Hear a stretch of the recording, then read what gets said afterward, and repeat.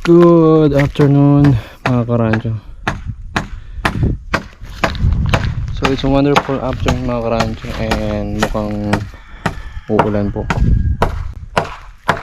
So it's our first day building our A-frame cabin. So ayan guys, it's a budget meal A-frame cabin because we use coco lumber and wood para sa ating A-frame. So before kasi we're planning na use a tubular, but medyo kinapos tayo sa budget kasi kumuha tayo ng kalabaw. So ayan po, ito yung nangyari. Coco lumber na lang muna. So pagka pagka meron na ulit na budget, saka na lang yung project nating steel. Tapos yun isa pa yung siyempre pag steel yung gagamitin mo, kailangan natin ng medyo malaking genset na kahit kubahan lang para makapag-welding tayo dito. Pero sa ngayon ito muna.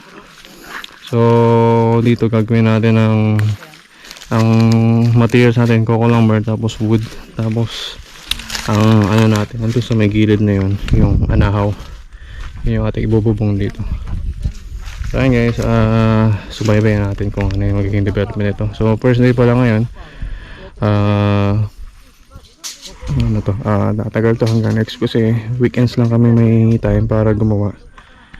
Ayan. Okay, tulong muna tayo para nagabit natin yung pang gunting natin.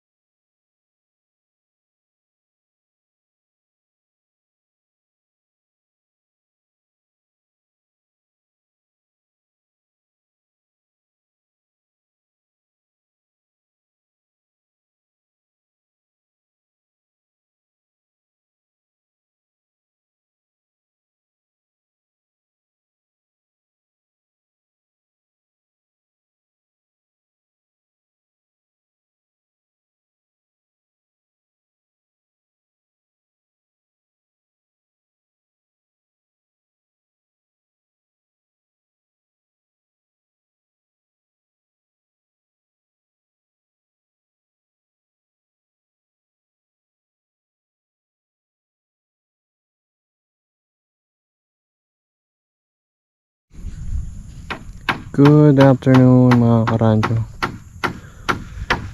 So ayan po, it's our day 2 ng ating A-frame cabin. So ayan guys, nakikita nyo na yung may forma na siya. Lapitan natin konti.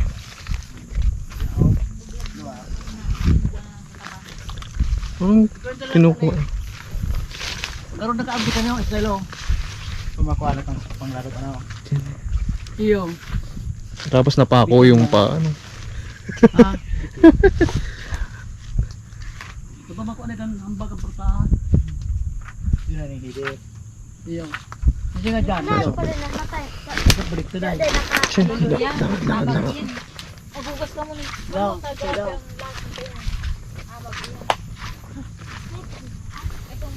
Alang daw ng portahan niya, no? So ayan guys, it's a budget meal A-frame cabin because it's made of wood lang dito sa sa rancho, tapos with coco lumber. Wala kasi tayong good lumber, so ayan lang. Ang good lumber lang natin dito na ewan ko anong klase yan, wala naman unknown na pang poste. Yung 3 poste lang naman nasa gitna. Ayan guys.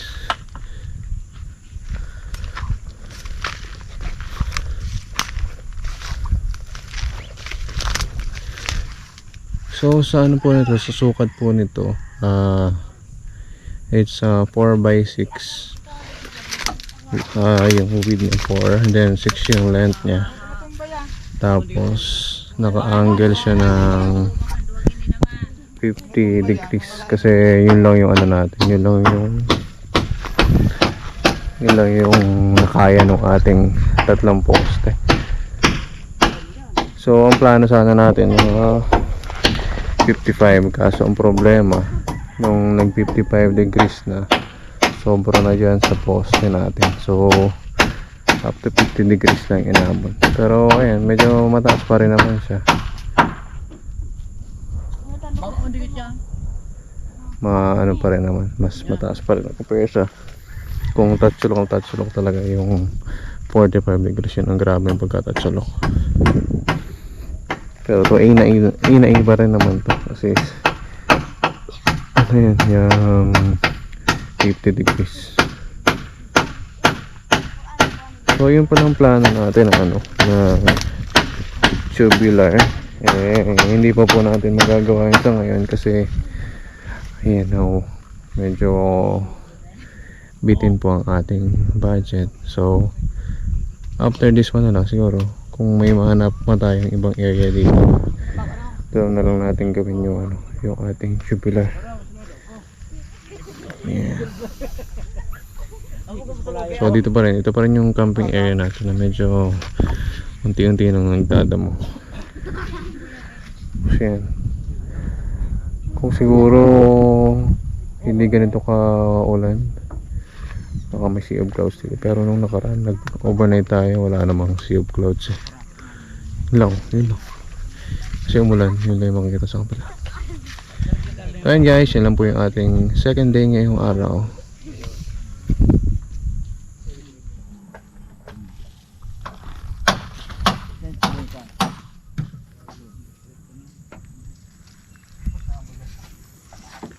So ayan guys, good afternoon mga karadyo. So it's our third day ng paggawa ng budget meal na A-frame cabin. So ayan na siya. Ayan. So it's day 3 at yan na po yung itsura niya.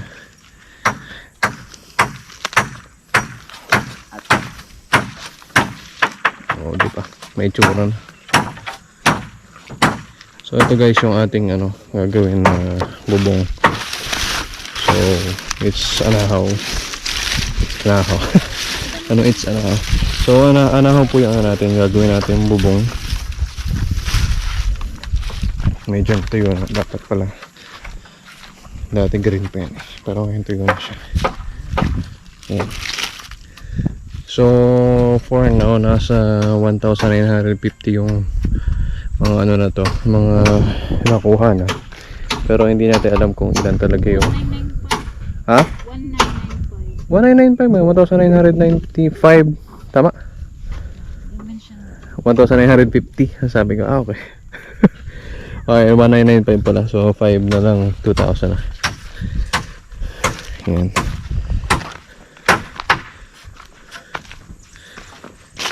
So hindi pa siya masyadong kasi yan.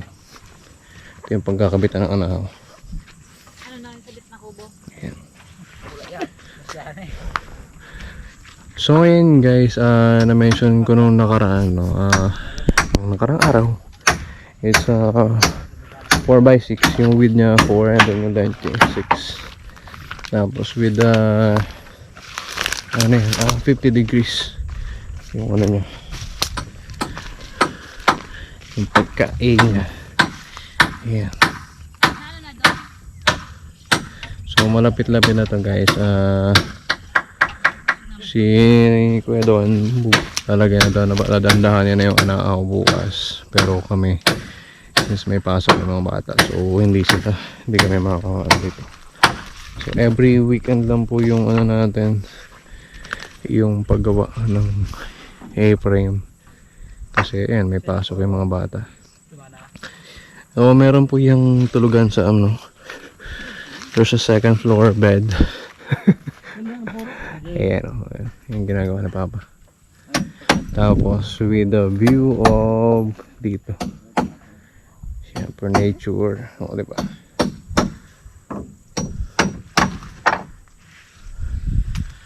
Tapos, pag lumaki ng mga kalamansi, kitang-kita mo na hindi dito. Tapos, ayan guys, sa mga mga mahilig mag-camp. Ayan guys, naputol tayo. So ayan guys, katabi ng A-frame cabin ay yung camping area natin dito. Sa mga gusto mag-camping. Ayan, papalinisin pa naman natin to, pero sa ngayon focus muna tayo dito sa A-cabin, A-frame cabin. So as of now, medyo maano pa siya. Lumaki na naman yung mga damo. Pero madali naman to, mga 1 day lang naman to, kaya ito tanggalin yung mga ano na to. Ayan, diba? Ayan na siya, may itsura na. So ayan, it's not so budget meal, pero compare naman sa sa gagamit ka ng tubular, ito yung pinaka budget friendly. Kasi is made of may bamboo, may coco lumber, tapos may 3 kahoy. Ayan. So it's a budget meal, A-frame cabin. Hindi naman sobrang maano. Hindi naman sobrang liit, no. May kalakihan din to kasi ayan, 4x6 na siya. So hindi na siya bahay na to, bahay na.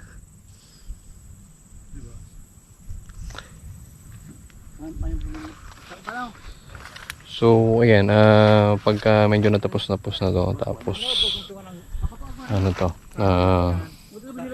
na ano na siya,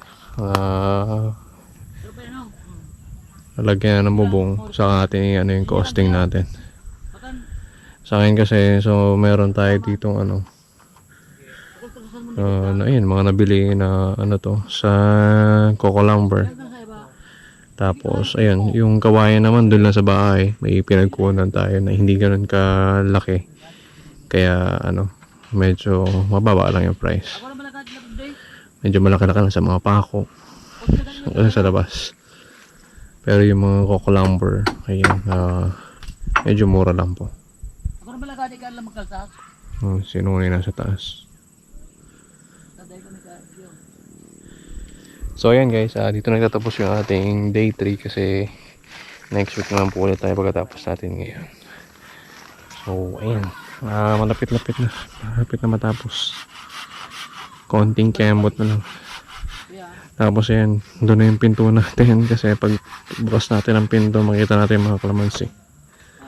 Tapos ito pwede na rin maging pwede kang mag-sort dito ng kalamansi. Tapos pag wala namang gaanong tao, pwede na rin naging stock. So, ayan guys, thank you sa panonood. Day 3 na A-frame cam. So ayan guys, after natin mag-spray ng 700 kalamansi. Ayan, tingnan muna tayo dito. Good afternoon. Ayan. So ayan guys, it's our day 4 na ating paggawa nito A-cabin. So medyo haggard tayo ngayon for today kasi kakatapos na natin mag-spray ng mga kalamansi. Yan. So ito yung magiging front ng ating A-cabin after niya matapos. So ayan na siya guys, nagkakaroon na ng muka. So it's a very simple A-cabin na budget friendly. So ayan guys, halos 1/4 pa lang yung nagagawang pagbububong. Ano tayo sa pako kasi baka may pako. Yeah. O diba? So yung bubong natin is made of anahaw. Tingnan nyo naman. Pero papalagyan pa natin yan ng net pagkatapos. Ayan guys. So ito kanina binili namin. So may sabali kami dito na panggilid. Oo, ngayon. Hindi pa namin nilagyan dito ng pintuan kasi kwarto na yan. So dun yung pintuan sa part na yan. O syempre ikot na lang dito para makita mo yung tanawin. Pero yan guys, sa parteng taas na yan, so may second floor siya, yung tulugan. Yan, pwedeng maging open lang yan, tapos nalagyan natin bintana. Yan na siya guys. Ingat na sa pako, mga may pako. Aray.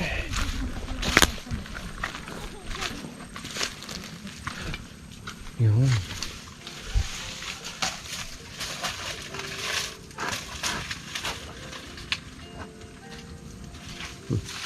Ilan na ikakasya dito sa loob? Ha? Kasi ng tao. Oo. Cool, may bason. Madami na ano, isang kwarto na to, tapos may taas pa.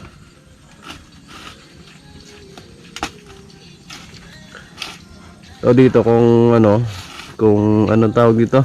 Kung suman, kaya ilan? Kaya 20. Kung suman yung pagkakahiga, pwede na 20 dito. Hindi, sarap lang. Ha? Hindi, sarap lang. Sa taas, pwede pa yan, pwede pa 5. So good for 10 people ano.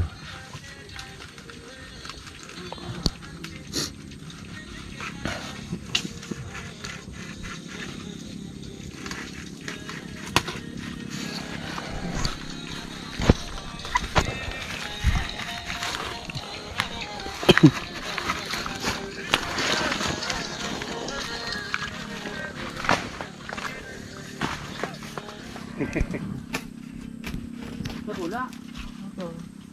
So yung ating second floor. Second floor. Hindi ako nagsiya.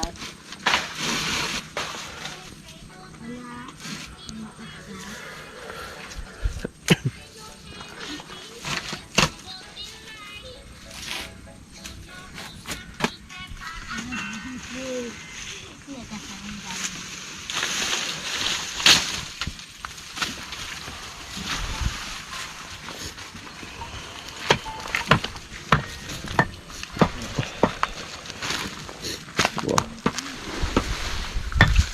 Parang ang dami pang mga gamit eh.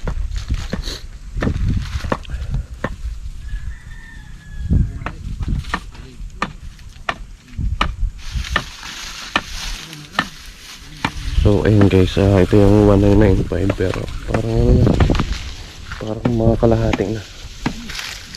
1/4 pa lang nabububungan. We'll see. So tingnan natin.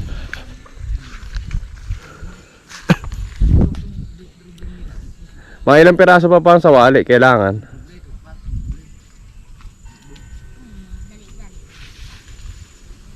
Dalawa pa?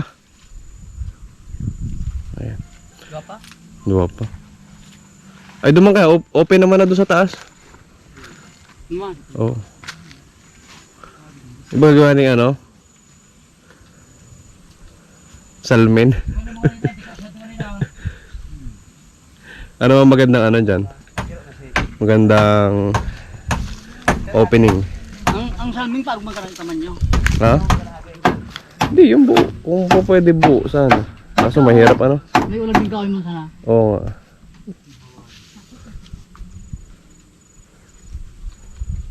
Okay, opening. Kaya ba abanin ko yan? Triangle? Triangle ba ka? Oo nga, parang mahirap abanin ko yan paano? Okay lang ko, square eh.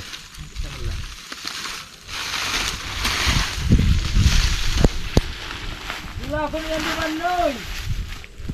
Temperatura, maligis na naman yan. So ayan guys, ito lang po yung ating video for our 4th day. Yan. Nagkakaroon na ng mukha. So ayan guys, back to you on the 5th day. Kasi every weekend lang tayo dito nakapagpagawa. So tingnan natin sa next week. Oo, di pa.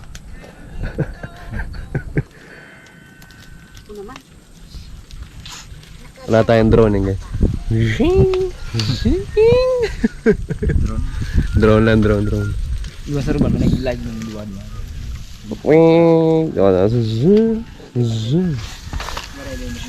Oo, di ba? Pumapasok yung drone. Dison, bakit ka natin hindi ako mo? Ano? Ang daga mo. Ayun, drone na, drone. So, ayan guys, ito yung ating drone Siguro for hindi today. mo ito gamit na pag sukol. Alin? Pag drapulada. Ewan ko. Yan. Drone na ang gamit ko no. Hindi pa yun. Kailangan nila sipatin yun. So, ayan guys, ito Drone, yung, apat na drone. Ay, apat. Oh. yung ating Yun naman view sipat. dito sa taas ng ating cabin. So, wala pa pong bubong kaya pwede pa tayo dito sa taas. Dito na poros. Poros. Dire-diretso lamang. Dahil may top na. Ay. Oh. Dapat pala may tayo, may view deck tayo dito. Ano? Maganda rin. Yung mga ginawa mo.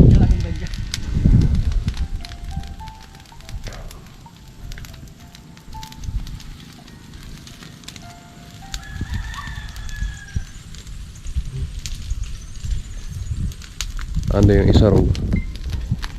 Mount Isarog kita sa taas.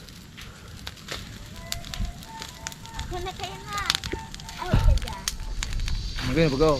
Dito bareng-bareng no. Oo nga, kita-kita na. Kaso yung ano, yung sa galing sa Albay, ang liliit.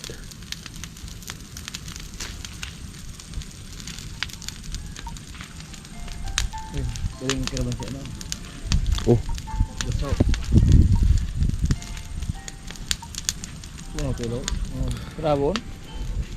so baba na tayo.